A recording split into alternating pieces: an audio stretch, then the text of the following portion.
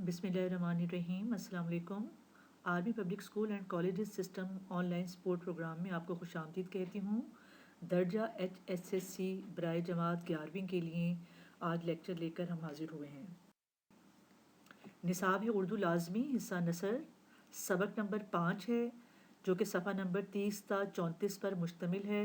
सबक का उन्वान है कुछ अदब के बारे में, और ऑनलाइन ज़राए मवासलात और दरसी किताब की मदद से आपको ये सबक पढ़ाया जाएगा। तारुफ सबक डॉक्टर इबादत बरेलवी का ये मजमून अपने अंदर मंदरजा झेल पहलू लिए हुए है। नंबर 1, अदब की अहमियत और अफादियत बयान करना। नंबर 2, अदब का वजूद इंसानी ज़िंदगी के लिए लाजिम व मलजूम है। नंबर 3, इंसानी तरक्की के साथ साथ अदबी तरक्की भी फ़रोग़ पा रही है। नंबर 4, इंसान एक हुस्न परस्त मखलूक है और अपने जज्बात के इजहार के लिए अदब का सहारा लेती है। अहम नुकात सबक से मुताल्लिका मंदरजा झेल अहम नुकात तलबा को समझाए जाएंगे। पहला नुक्ता ये होगा कि अदब क्या है। दूसरा, अदब कब, क्यों और कैसे वजूद में आया। तीसरा, इंसानी तरक्की और अदब कदम ब कदम आगे बढ़े, इस ख्याल की हम तायद या तरदीद करेंगे। फिर अदब की तशहीर यानी उसका फैलाव, उसका वसी होना, ये क्यों ज़रूरी है। पांचवा नुक्ता होगा इंसान के अंदर सबसे कवी मजबूत एहसास कौन सा है और अदब इस सिलसिले में क्या खिदमत सर अंजाम देता।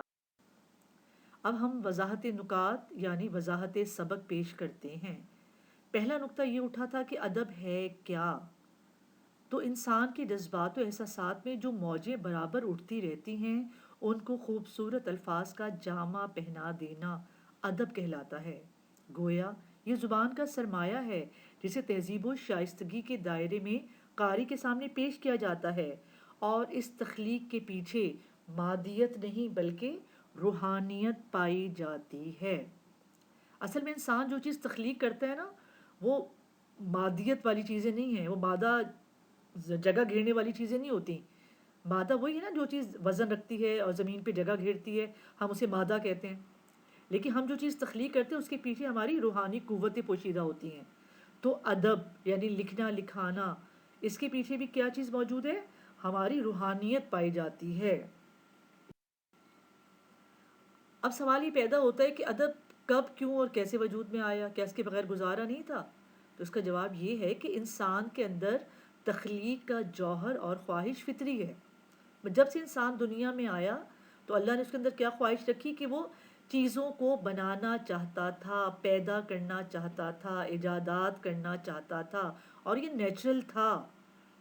आप देख लें किस तरह गारों में रहने वाले इंसान आज बड़े बड़े महलों में रह रहे हैं, किस कदर ऊंचे ऊंचे जो आप देख रहे हैं फ्लैट्स बने हुए। तो तख्लीक का जौहर ना होता तो आज भी हम गारों ही में रह रहे होते।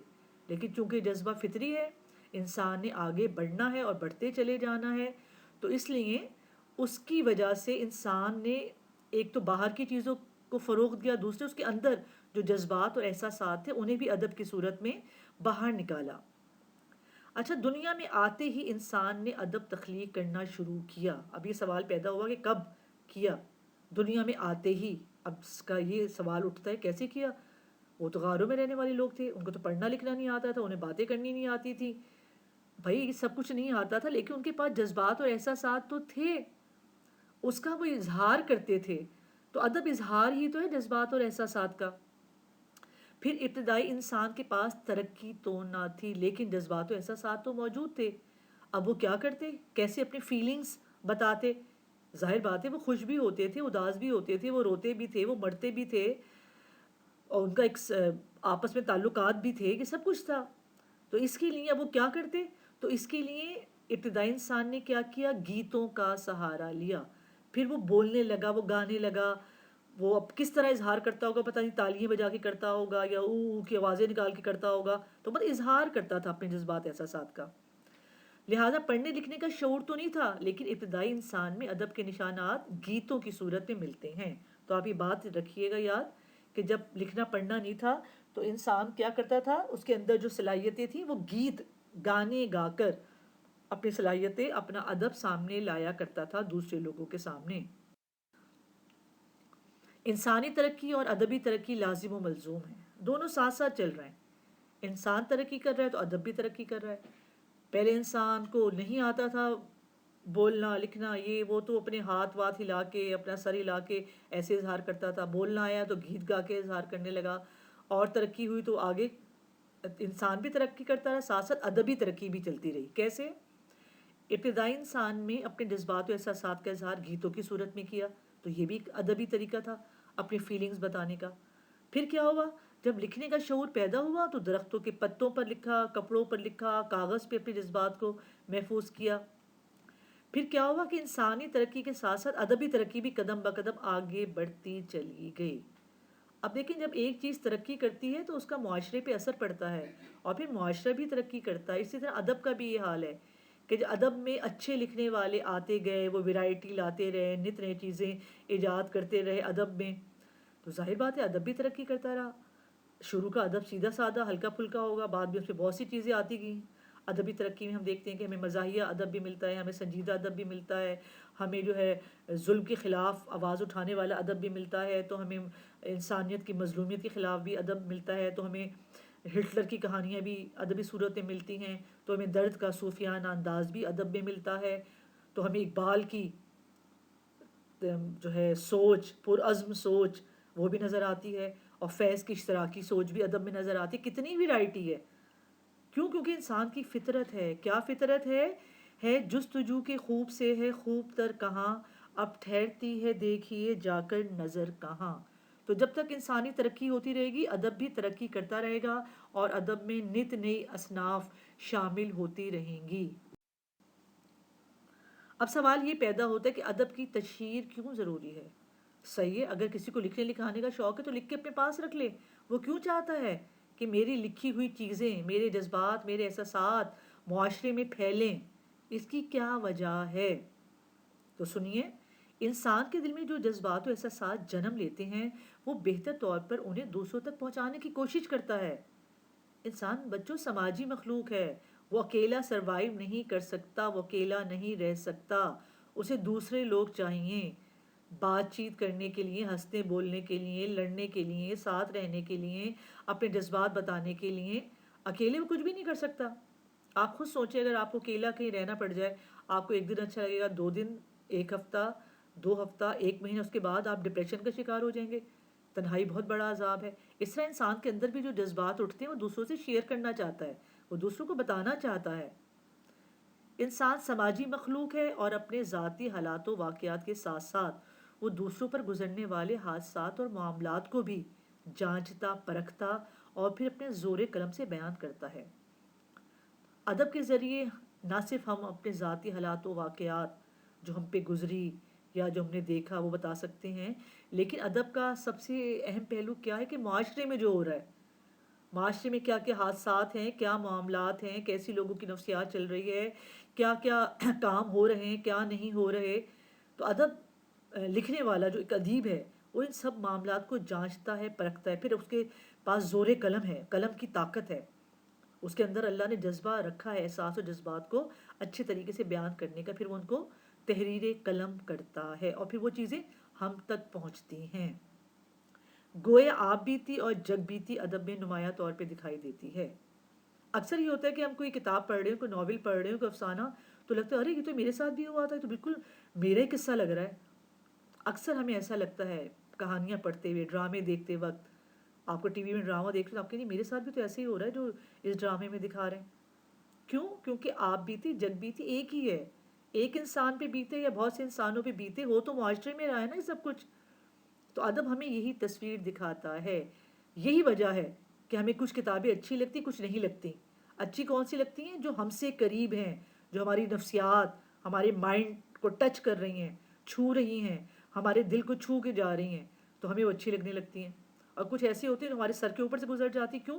کیونکہ ہمیں زندگی میں ان معاملات کو پرکھا نہیں ہوتا، ہمارا ان سے واسطہ نہیں پڑا ہوتا. اس لیے کچھ رائٹر اچھے لگتے ہیں اور کچھ اچھے نہیں لگتے. کسی شے کی تخلیق انسان کو نہ صرف ذاتی سکون فراہم کرتی ہے بلکہ اسے معاشرے کی طرف سے بھی ہمت و حوصلہ پذیرائی نصیب ہوتی ہے. اب دیکھیں ایک اور پوائنٹ کہ ادب کا پھیلاؤ کیوں ضروری ہے. کیوں ہم اپنی کتابیں لکھ کے اور اس کو پرنٹ کرواتے ہیں اور معاشرے میں پھیلاتے ہیں یا پھر وہ چھپتی ہیں پھر لوگ پڑھتے ہیں؟ کیوں؟ ایک ذاتی سکون کہ میں نے ایک چیز تخلیق کی، اور دوسرے میری جذبات احساسات کو پڑھ رہے ہیں، پڑھ کے میری تعریف کر رہے ہیں یا تنقید کر رہے ہیں، جو بھی کر رہے ہیں. اور پھر معاشرے میں ظاہر بات ہے بہت سی جو ہیں، آپ دیکھیں ادیبوں کو کتنی عزت کی نگاہ سے دیکھا جاتا ہے. کس طرح آپ اس لیول پہ دیکھیں کہ آپ ابھی تک ان شاعروں کو، ان نثر نگاروں کو پڑھ رہے ہیں جن کو مرے ہوئے بھی 200 300 300 سال ہو گئے، لیکن آپ کو پڑھایا جا رہا ہے. تو گویا ادیب زندہ رہتا ہے، معاشرے میں عزت اور پذیرائی ملتی ہے. پھر کیا ہوتا ہے کہ قاری اپنی پسند یا ناپسند کے مطابق ادب پر اچھا یا برا لیبل لگا سکتا ہے. وہی بات کہ جو چیزیں ہمارے دل کو چھو کے گزرتی ہیں یا وہ حادثات جو ہمارے ساتھ بھی ہوئے ہیں تو ہمیں وہ چیز اچھی لگنے لگتی ہے. ہاں بھائی یہ بات تو منٹو بالکل کہہ رہا ہے. اب سعادت حسن منٹو کو بہت سے لوگ بہت برا کہتے ہیں، بہت سے لوگ بہت پسند کرتے ہیں. کچھ کہتے ہیں بھائی یہ تو فحاشی کی باتیں کرتا ہے، اوریانیت کی باتیں کرتا ہے. کچھ کہتے ہیں یہ تو حقیقی شکل دکھاتا ہے. تو اپنا اپنا سٹائل ہے. اسی طرح بہت سے لوگ جو ہیں مستنصر حسین تارڑ کے سفر نامے بہت پسند کرتے ہیں. کچھ لوگوں کو ابن انشا کے زیادہ اچھے لگتے ہیں. تو سب اپنی پسند یا ناپسند کے مطابق ادب کو استعمال کرتے ہیں، جانچتے اور پرکھتے ہیں. اچھا، انسان کے اندر سب سے مضبوط احساس جو ہر انسان کے اندر پایا جاتا ہے وہ ہے حسن کا احساس. خوبصورتی، آپ ہو یا میں ہوں یا کوئی بھی ہو، خوبصورتی سب کو اچھی لگتی ہے. کیا یہ باغات میں کھلے ہوئے خوبصورت پیلے، لال، جامنی، گلابی یہ پھول آپ کو اچھے نہیں لگتے؟ کیا یہ آبشاروں سے گرتا ہوا پانی، اس کا میوزک آپ کو اچھا نہیں لگتا؟ کہ آپ جب ناردرن ایریاز جاتے ہیں تو بلند و بالا پہاڑ، یہ ہری بھری گھاس، اس پہ دوڑتے ہوئے گھوڑے، بکریاں، وہ بھیڑیں اور وہ خوبصورت مناظر، وہ برف سے ڈھکے ہوئے پہاڑ، کیا یہ آپ کو اچھے نہیں لگتے؟ لگتے ہیں. کیوں؟ کیونکہ اللہ تعالیٰ کیا فرماتے ہیں کہ اللہ خوبصورت ہے اور خوبصورتی کو پسند کرتا ہے. اللہ کو بھی خوبصورتی پسند ہے، ہم کیونکہ اس کے بندے ہیں تو ظاہر بات ہے ہم میں بھی یہ چیز آئی ہے. اور خوبصورتی ہر کسی کو اٹریکٹ کرتی ہے، اپنی طرف کھینچتی ہے. اللہ کی مخلوق میں بھی حسن کا احساس سب سے قوی یعنی مضبوط ہے. اور ادب میں کیا ہوتا ہے؟ ادب میں فنکاری کے ساتھ ساتھ حسن بھی پیدا کیا جاتا ہے، اسی لیے انسان اسی طرف کھنچتا ہے. اسی لیے تو ہم کھنچتے ہیں. اکثر آپ میں سے عموماً لڑکیوں کو عمیرہ احمد کے ناول بہت پسند ہوتے ہیں. کیوں؟ کیونکہ وہ ان کی نفسیات سے میچ کرتے ہیں تو اس طرف کھنچتی ہیں تو اس کو پڑھتی زیادہ ہیں. عموماً بوائز کو ایڈونچرز زیادہ پسند ہوتے ہیں تو ان کو وہی چیز زیادہ اچھی لگے گی، وہی ادب اچھا لگے گا جس میں کوئی سسپینس ہو، کوئی ایڈونچر ہو. تو آپ کی جیسی نفسیات ہوتی ہے آپ کو وہی ادب اپنی طرف کھینچتا ہے. پھر فنکارانہ اور صنعانہ حسن کی بدولت، اب جب ایک ادیب لکھے گا تو اس میں وہ طرح طرح کی چیزیں استعمال کرتا ہے اپنے کلام کو بڑھانے کے لیے. تلمیح استعمال کرتا ہے، وہ تشبیہ، وہ استعارے، وہ کلام میں کہیں ناول سے خوبصورتی پیدا کر رہا ہے تو کہیں افسانے سے، کہیں وہ سفر نامے لکھ رہا ہے تو وہ کہیں آپ بیتی لکھ رہا ہے. تو اپنے اپنے ٹیلنٹ، اپنے اپنے جوہر دکھاتے ہیں. اور اس سے پڑھنے سے کیا ہوتا ہے کہ انسان کے احساس جمال کو تقویت ملتی ہے. ہمارے اندر جو خوبصورتی کا احساس چھپا ہوا ہے نا وہ مضبوط ہوتا ہے، اس لیے ہم ادب کی طرف کھنچتے ہیں. ادب کی بدولت بدصورت سے بدصورت خیال کو رانائی و دلکشی میں ڈھالا جا سکتا ہے. یہ دیکھیں یہ کمال ہے ادیب کا کہ وہ چیز جو ہمیں بہت ہی بدصورت لگ رہی ہے وہ اپنے الفاظ کو اتنا خوبصورت جامہ پہنائے گا کہ آپ کو وہی بدصورت چیز اچھی لگنے لگتی ہے. یہ ہے کہ با کمال ادیب جو ہے اس کی یہ خوبی ہے. اب آئیے ڈاکٹر عبادت بریلوی کی تعارف کی طرف، کیونکہ آپ کے ایم سی کیوز میں یہ بڑا امپورٹنٹ ہے. ان کی کتابوں کے نام آ سکتے ہیں، ان کی ذاتی زندگی سے متعلقہ ایم سی کیوز آ سکتے ہیں. تو پیدائش ہے 1920 اور وفات ہے 1998. آپ کی کتاب کا صفحہ نمبر 29. ڈاکٹر عبادت بریلوی نے پیشہ ورانہ زندگی کا آغاز اینگلو عربک کالج دلی سے کیا. قیام پاکستان کے بعد لاہور آئے اور اورینٹل کالج لاہور سے منسلک ہو گئے اور ترقی کرتے ہوئے شعبہ اردو کے صدر بن گئے. ڈین فیکلٹی آف آرٹس میں بھی رہے اور اورینٹل کالج کے پرنسپل بھی رہے. 1980 میں وہ ملازمت سے سبکدوش ہوئے. وہ اردو کے ایک نامور محقق، تحقیق کرنے والے، اور اس کا ثبوت ان کا یہ سبق ہے جو آپ پڑھ رہے ہیں کچھ ادب کے بارے میں، یہ تحقیقی ہے.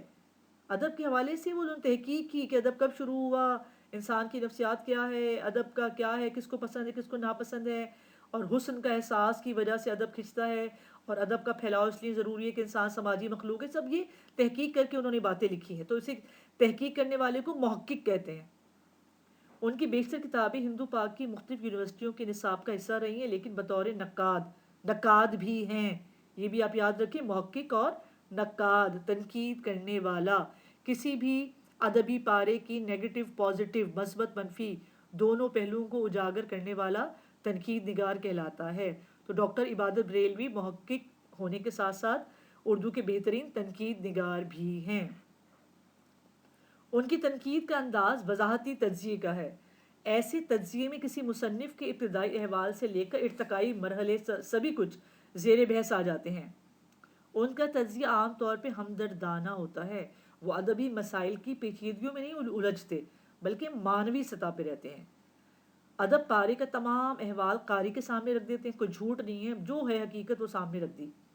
وہ اپنے تجزیے کو درجہ بدرجہ قاری کے سامنے کھولتے ہوئے اسے اپنے منطقی استدلال سے قائل کرتے ہیں. منطقی استدلال، دلیلیں دے دے کے، جیسے کہ سبق میں انہوں نے ہر چیز کی دلیل دی ہے، آپ کو پروف کیا ہے. اور پڑھنے کے بعد جب آپ سبق کو پوری طرح پڑھیں گے تو پھر آپ واقعی اس کے قائل ہوں گے کہ ڈاکٹر عبادت بریلوی جو ہے بہت اچھے محقق اور نقاد ہیں. ڈاکٹر عبادت بریلوی کے ہاں تحقیقی اور تنقید کا رشتہ زیادہ مضبوط نظر آتا ہے. ایک محقق کی حیثیت سے انہوں نے فورٹ ولیم کالج کے اساتذہ کے تصنیفی کارناموں اور غیر معمولی نوادر کو تلاش کیا. انہوں نے گلکرسٹ، جیسے فورٹ ولیم کالج قائم کیا تھا، انگریز تھا ایک، انہوں نے گلکرسٹ کی نظمیں، حیدری کی کہانیاں، ولی میر اور مومن کے حالات زندگی کی تلاش کی، جو ایک گراں قدر تخلیقی کارنامہ ہے. اب ان کی کتابوں کے نام آپ ضرور یاد رکھیے گا. اردو تنقید کا ارتقاء، تنقیدی زاویے، بہت مشہور کتاب ہے تنقیدی زاویے ان کی. غزل اور مطالعہ غزل، غالب کا فن، روایت کی اہمیت، جدید شاعری، جدید اردو ادب اور میر تقی میر وغیرہ. یہ الفاظ وائنی ہے، سبق کی ایک نظر ان پہ بھی ڈال لیجیے گا تاکہ آپ کو کوئی لفظ مشکل لگے تو یہاں سے آپ رہنمائی حاصل کر سکیں.